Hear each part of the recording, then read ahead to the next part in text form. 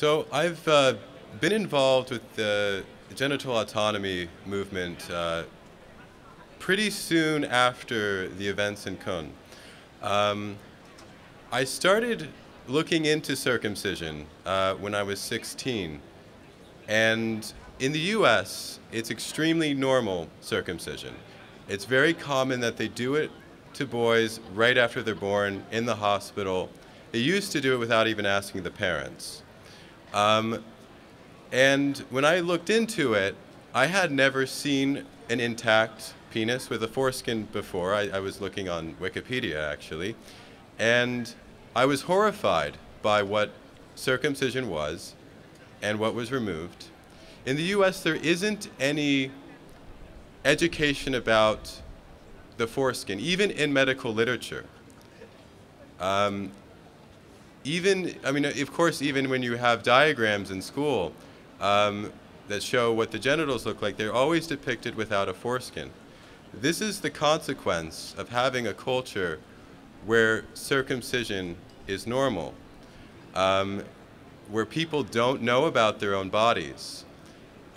People don't see each other's bodies. And it leads to some very weird things. So when I first looked into this and I thought, oh my God, this is so bad, I had thought I was raised Jewish, and so I associated with, oh, this happened because I was Jewish. And then I found out that circumcision is normal in the US. And I wasn't like, oh, well, this is normal. This is fine. This is just what everyone does. It wasn't like this was horrifying, and now this was really horrifying on a massive scale. Being in a culture that practices genital mutilation does not make being a victim of genital mutilation more comforting. It makes it more disturbing. So I started getting involved when this court case was happening. And I'm very happy that Germany, and especially the city, was able to take this to court and see the laws on bodily harm and see circumcision as bodily harm. I thought that was very brave, and I'm very happy that Köln did that.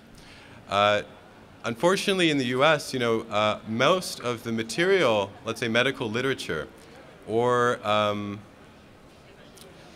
public policy, it comes from a culture that practices circumcision and wants to promote circumcision.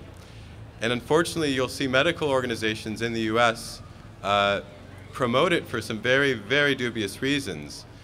And it's sad to see, in the US, this culture just continuing this cycle of harm because it's normal. In the US, the number one reason for circumcision of a child is to look like their father or to just look normal, because that's the reality in the US in the past. The good news is the rate of circumcision in the US is going down, and more people like myself have been getting involved and speaking out. So I'd like to thank everyone here today for speaking out, and I'd like to thank Köln in Germany for hosting this event and taking it to court. Even in the US, when I saw that, it was very inspiring. Thank you.